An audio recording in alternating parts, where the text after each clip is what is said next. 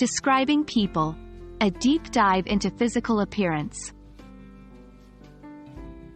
Hello everyone. Welcome to today's English language learning video. Today we're going to talk about a very interesting topic, describing people. Specifically, we're going to focus on the subtopic of physical appearance. Are you ready to enhance your English skills? Let's dive right in. One of the first things to do when describing someone's physical appearance is to use appropriate vocabulary. We can talk about a person's height, body type, skin color, hair, and facial features. For example, for height, we can use words like short, tall, or medium height.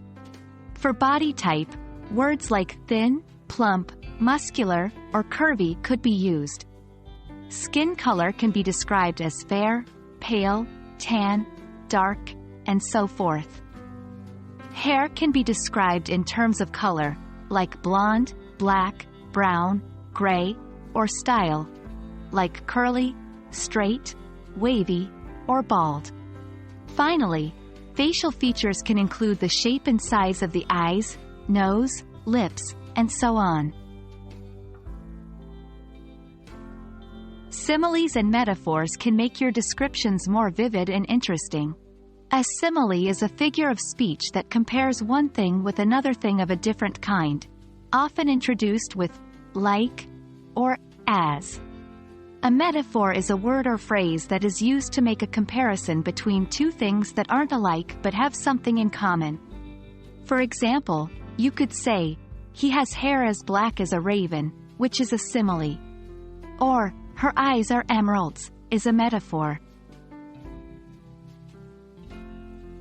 Now that we have our vocabulary and figures of speech ready, it's time to put them all together and form complete sentences. Let's take an example. She is a tall woman with fair skin and curly blonde hair. Her eyes are as blue as the sky, and she has a smile that could light up a room. Here, we've used vocabulary to describe her height, skin color, and hair.